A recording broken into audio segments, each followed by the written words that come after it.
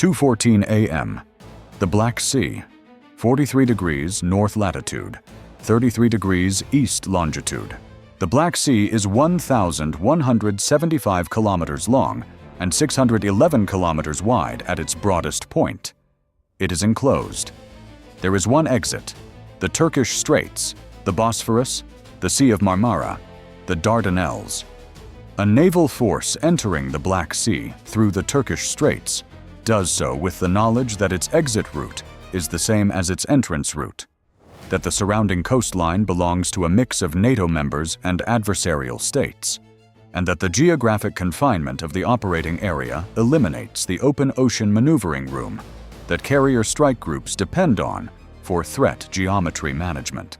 The NATO Standing Maritime Group 2 Task Force had entered the Black Sea through the Bosphorus 9 days earlier.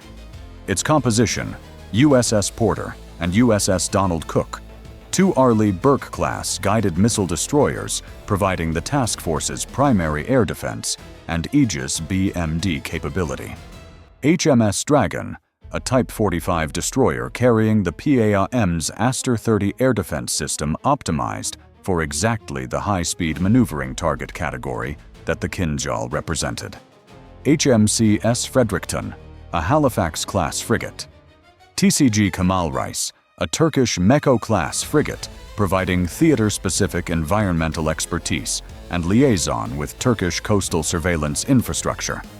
And RFS Moskva, the task force's Russian observer ship, sailing under a deconfliction protocol that had been in place since 2019, maintaining a position 22 kilometers to the northeast of the NATO formation. The RFS Moskva was not an observer. Its mission had been established before it departed Sevastopol 11 days earlier, to maintain continuous passive and active surveillance of the NATO task force, to transmit its precise position and course data to the Crimean Air Base at Saky every 4 hours, and to remain within the task force's operating zone as a data relay node that would allow the Kinzhal's targeting system to receive a final position update within 90 seconds of the weapon's release. The Kinzhal, designation 9A7660, the air-launched hypersonic ballistic missile carried by the MiG-31K Foxhound, does not require a continuous tracking feed from launch to impact.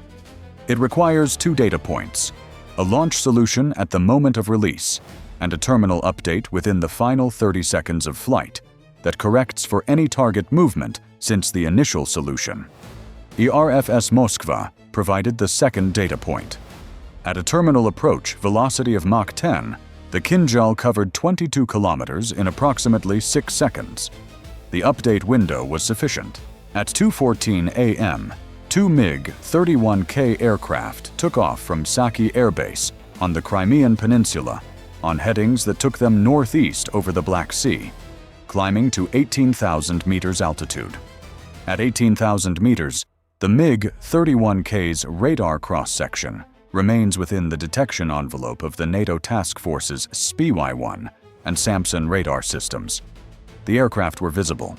Their detection was logged at 2:17 a.m. on USS Porter's combat systems display. 2 fast-moving tracks at high altitude on a bearing consistent with a Black Sea transit. The task force's tactical action officer did not assess the tracks as an immediate threat at 2:17 a.m.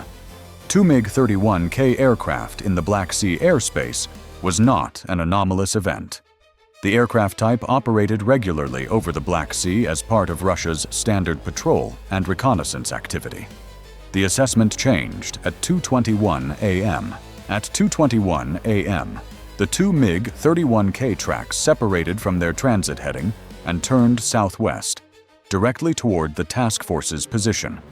Their speed increased from 1,800 kilometers per hour to 2,300 kilometers per hour.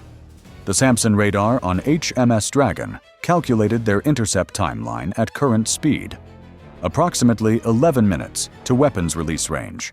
The task force had 11 minutes. The HMS Dragon's tactical action officer had been briefed on the Kinzhal threat profile before entering the Black Sea. The briefing had covered 3 specific challenges that made the Kinzhal different from every other threat in the task force's engagement catalog. First, The Kinzhal's release altitude and the MiG-31K's flight profile meant that radar acquisition of the weapon itself, as distinct from the launch aircraft, would occur at a maximum of 90 seconds before impact, and potentially as few as 40 seconds depending on the weapon's approach angle and the radar's elevation mask at the relevant geometry. Against a weapon traveling at Mach 10, 90 seconds represented a maximum engagement window of approximately 270 kilometers of closing distance, within the Aster-30's engagement envelope in theoretical terms, but at the edge of its validated performance boundary against a maneuvering hypersonic target. Second, the Kinzhal does not fly a predictable ballistic arc. Its onboard guidance system executes lateral maneuvers throughout its terminal phase, shifting its trajectory by up to 30 degrees off its projected approach vector during the final 90 seconds. An intercept solution built on the first 30 seconds of weapon track data was an intercept solution built on a trajectory the weapon had already abandoned. Third, the Black Sea's geographic confinement meant that the task force's maneuvering options were limited to a radius of action that the weapon's terminal update system, via RFS Moskva, could compensate for. Open ocean evasion at 30 knots could displace a carrier 27 kilometers from its predicted position in 14 minutes, making DF-21D terminal acquisition uncertain. In the Black Sea, with RFS Moskva maintaining continuous position data and transmitting updates, the task force's evasion displacement was already factored into the terminal guidance solution before the weapon was released. The briefing had ended with a sentence that the task force's commanding officer had memorized. Against the Kinzhal in this operating area, your defensive advantage is the system's depth. Your tactical advantage is your radar's acquisition time and your crew's processing speed. Both are finite. Neither is guaranteed. At 2:22 a.m., USS Porter's E/O sensors confirmed the two MiG-31K tracks were descending slightly, consistent with a pre-release acceleration profile rather than a cruise transit. The task force's tactical action officer transmitted a flash precedence alert to the NATO task force and to Black Sea Marcom at Constanta simultaneously. The task force had entered full weapons-free defensive posture before the transmission was complete. At 2:26 a.m., both MiG-31K aircraft released simultaneously. The Kinzhal release event was not directly observable on radar. What was observable was the sudden deceleration of the MiG-31K tracks as the launch aircraft shed the weapon's mass, combined with a brief infrared signature captured by the HMS Dragon's Electronic Support Measures suite as the Kinzhal's first stage motor ignited. The HMS Dragon's combat management system logged the release event at 2:26 a.m. and immediately generated an initial threat track based on the release geometry, the assessed launch altitude, and the MiG-31K's heading at release. The initial threat track was a calculation. It was not a radar contact. The Kinzhal's boost phase took it above the task force's radar elevation coverage for 31 seconds. For 31 seconds, the most capable naval air defense system in the Black Sea knew a Kinzhal was in flight and could not see it. At 2:27 a.m., 31 seconds after release, the SAMPSON radar on HMS Dragon acquired both weapons simultaneously as they re-entered its coverage envelope on their descent trajectory. Track quality: high confidence. Closing speed: Mach 9.8, decelerating to terminal sprint profile. Time to impact: 71 seconds. 71 seconds. HMS Dragon's Aster-30 firing solution was generated in 4.2 seconds from first radar acquisition. The Aster-30's engagement envelope against a Mach 10 target at the acquired geometry. The system's designers had modeled engagement probability at between 48% and 67%, depending on the target's lateral maneuver rate in the terminal phase. The HMS Dragon's combat management officer had one engagement parameter that was not in the designer's model. 9 days of continuous passive monitoring of Russian communications in the Black Sea operating area had given the Dragon's electronic intelligence team a partial characterization of the Kinzhal's terminal guidance command frequency. Partial. Not complete. Sufficient to generate a spoofing attempt that had an assessed 30% probability of inducing a trajectory error in the weapon's terminal phase guidance. The spoofing attempt was authorized at 2:27 a.m. and activated simultaneously with the Aster-30 launch solution. HMS Dragon fired 2 Aster-30 interceptors against Track Alpha 1 at 2:27 a.m. USS Porter fired 2 SM-6 interceptors against Track Alpha 2 at 2:27 a.m. 4 interceptors against 2 weapons, with 53 seconds remaining to impact. The SM-6's engagement probability against a Mach 10 maneuvering target at the acquired geometry was modeled at 41% per interceptor. 2 SM-6s against 1 Kinzhal, combined probability 65%. The Aster-30 against its assigned track, 48% to 67% per interceptor.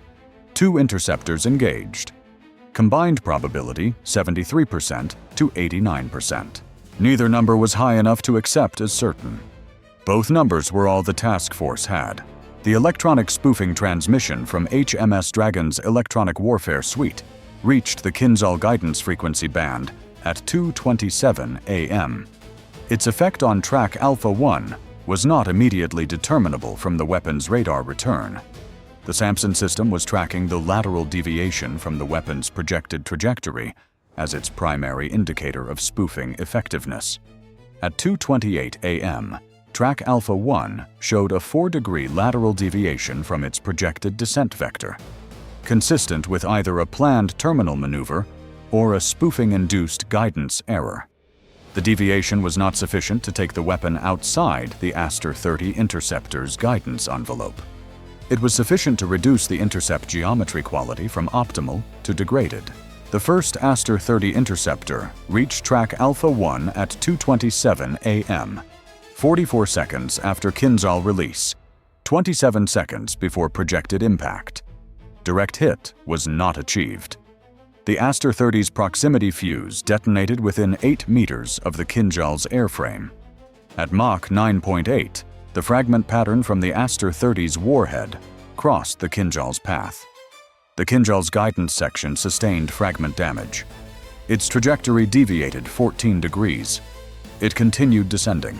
The second Aster-30 intercepted the now trajectory-deviated Kinzhal 19 seconds before impact. The second intercept achieved a substantially more favorable geometry against the deviated trajectory. The Kinzhal was no longer maneuvering as designed. Direct hit. Track Alpha 1 was assessed as neutralized at 2:28 a.m. Track Alpha 2, the Kinzhal engaged by USS Porter's 2 SM-6s, performed as the designers had intended. Its terminal guidance executed 3 lateral maneuvers in the final 40 seconds, each shifting its trajectory by between 8 and 22 degrees in alternating directions. The first SM-6 missed by 31 meters on the first maneuver. The second SM-6 was built on a guidance solution that had incorporated the first maneuver's data and projected the second. But the Kinzhal's third maneuver, executed 11 seconds before impact, took it 19 degrees off the second SM-6's guidance solution. The second SM-6 missed. USS Donald Cook's combat systems had been tracking Alpha 2 throughout and had a CIWS solution ready from the moment the SM-6 miss was confirmed. The Phalanx CIWS on USS Porter engaged at 2:29 a.m., 4 seconds before impact, at a range of approximately 1.1 kilometers. The CIWS generated 3,000 rounds in its 2-second burst. Against a Mach 8 terminal approach, the weapon had decelerated slightly due to atmospheric drag at low altitude. The probability of achieving sufficient fragmentation to disable the warhead in the remaining 1.1 kilometers was modeled at 34%. The Kinzhal's warhead was not disabled. The Phalanx did achieve multiple fragmenting hits on the weapon's airframe, disrupting its aerodynamic stability in the final 0.8 kilometers. The destabilized weapon struck USS Porter's port side at approximately 20 degrees off vertical, rather than at the designed penetrating angle. The 500-kilogram warhead detonated on contact with the destroyer's hull at the waterline. The off-angle impact reduced the warhead's penetrating effect, but did not eliminate it. The detonation created a 3.4-meter breach in the hull, initiated flooding in 2 adjacent compartments, and the concussive overpressure damaged the ship's forward mast and the SPY-1 radar arrays on the port face. USS Porter was not sunk. She was flooding in 2 compartments, listing 4 degrees to port, with her primary radar array damaged and her forward VLS module undergoing damage assessment. Her damage control teams sealed the breach apertures within 18 minutes. The list was corrected within 22 minutes. Her after VLS module was confirmed operational. She was underway at reduced speed. USS Porter had been hit. One of 2 Kinzhals had reached its target. The defensive network had stopped 1. The other had required 4 intercept attempts, 2 SM-6 misses and a partial CIWS effect, and had still reached hull contact. The CIWS engagement had not defeated the weapon.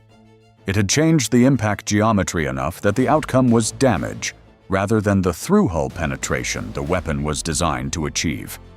34% probability had been the number.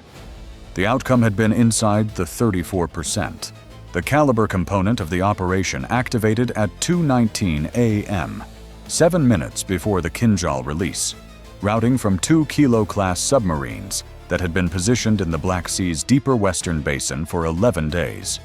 The submarines had maintained battery-powered silent running throughout their patrol, surfacing only briefly twice for communication windows. Their Kalibr package, 24 missiles in 2 simultaneous salvo sequences of 12, targeting NATO's Black Sea maritime headquarters at Constanta, Romania. Specifically, the logistics and fuel supply infrastructure at the Constanta South Port Complex, the NATO Communications Relay Station at Kogalnikeanu Air Base, and the Maritime Patrol Coordination Facility on the Constanta Naval Base. The 24 Kalibr missiles had flight times of approximately 42 minutes to their targets from the Western Basin launch positions. They had been launched at 2:19 a.m., specifically to arrive at their targets, while the NATO task force was engaged with the Kinzhal threat, a sequencing designed to split Romanian and NATO territorial air defense resources between the maritime engagement and the incoming land attack cruise missile package.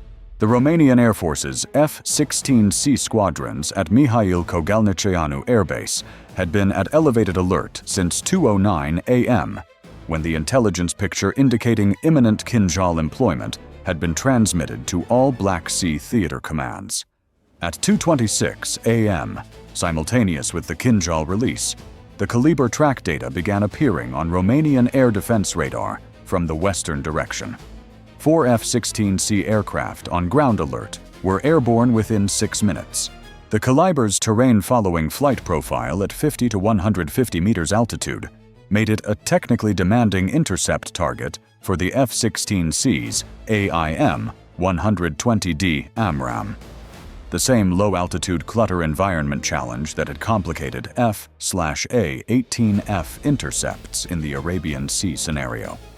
The F-16Cs, guided by an E-3 Sentry AWACS orbiting over Bulgaria, intercepted 9 of the 24 Kalibrs at ranges between 40 and 110 kilometers from the Romanian coast. NATO's NASAMS battery, covering Constanta, engaged 11 additional Kalibrs at terminal phase. 4 Kalibrs reached their aimpoint zones. 1 impacted the Constanta South Port fuel farm, disabling one of its 3 storage facilities. 1 impacted in the Kogalnikeanu Air Base perimeter, damaging an aircraft shelter. 2 impacted in non-critical areas of the Constanta Naval Base complex. Constanta remained operational. The communications relay was intact. The Maritime Coordination Facility was intact. The fuel farm was degraded, not eliminated. At 2:33 a.m., the Kilo-class submarine that had fired the southern Kalibr salvo was located by a NATO P-3C Orion that had been repositioned from a western Mediterranean patrol sector to the Black Sea approaches 8 days earlier. A repositioning whose specific justification in the operations order had cited the elevated Kinzhal employment assessment as the triggering intelligence condition. The P-3C's acoustic buoy barrier had been placed specifically in the Kilo's projected patrol area based on 11 days of passive signature data accumulated by Romanian naval hydrophone arrays. The contact was confirmed at 2:33 a.m. The Mark 54 lightweight torpedo was dropped at 2:36 a.m. Contact was lost from the Kilo's active sonar at 2:38 a.m. The second Kilo-class submarine had been identified through its own communication signature at 2:41 a.m. when it transmitted a launch completion report to the Black Sea Fleet Command. The transmission was brief. It was sufficient. HMS Dragon's electronic intelligence team had the transmission source located to within 800 meters. The P-3C was vectored to the position at 2:43 a.m. Contact was established at 2:47 a.m. Engagement was authorized and completed at 2:51 a.m. Both Kilo-class submarines had fired their complete Kalibr loads before being engaged. Both had been located and neutralized within 22 minutes of the last weapon impact on Romanian territory. The counterstrike under Operation Black Lance had been pre-authorized for the moment the Kinzhal employment was confirmed. The authorization covered 3 target categories: the MiG-31K airfields on the Crimean Peninsula, specifically Saky and Belbek, where the Kinzhal-capable aircraft were based, and the Black Sea Fleet's submarine support infrastructure at Sevastopol. The authorization did not cover strikes on Russian territorial Ukraine, a classification distinction that had been the subject of extended legal review before the operation, and whose nuances remained contested even within the U.S. government. What was uncontested, Saky Air Base, Belbek Air Base, and the Sevastopol submarine base had been designated as legitimate military targets for kinetic engagement if the Kinzhal employment confirmation threshold was crossed. At 2:34 a.m., 45 minutes after Kinzhal release, the first JASSM-ER from a B-1B Lancer operating at standoff range over the central Black Sea impacted the Saky Air Base runway and aircraft shelter complex. 6 additional JASSM-ERs followed across the Saky and Belbek target set. The submarine support infrastructure at Sevastopol received 4 Tomahawk cruise missiles launched from USS Donald Cook's VLS at 2:38 a.m. The MiG-31K force had departed from and returned to Saky. The aircraft were no longer there when the JASSM-ER arrived. The runway was cratered. The fuel infrastructure was engaged. The maintenance facilities sustained structural damage. The aircraft that had launched the Kinzhals had landed, refueled, and were being rearmed at Belbek when the second wave of JASSM-ER engaged that facility at 2:41 a.m. One MiG-31K at Belbek sustained damage from fragmentation effects during the JASSM-ER engagement of the shelter complex. The aircraft was assessed as non-operational pending repair. The other MiG-31K was in a dispersal shelter that was not in the primary target list and was not engaged. The engagement had neutralized one of 4 Kinzhal-capable aircraft in the immediate theater. It had cratered 2 runways, degraded 2 fuel systems, and damaged the Sevastopol submarine support infrastructure. It had not ended Russia's Kinzhal capability in the Black Sea. It had imposed a cost that would require days to weeks to reconstitute, during which the Kinzhal threat from these specific facilities was reduced from 4 aircraft to 3 operational and 1 runway to 0 operational. 3:04 a.m. USS Porter, Damage Control Center. The damage control officer had been coordinating the flooding response since 2:29 a.m.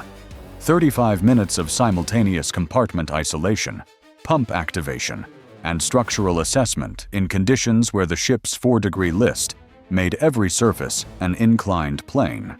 His team had sealed the primary breach aperture at 2:47 a.m.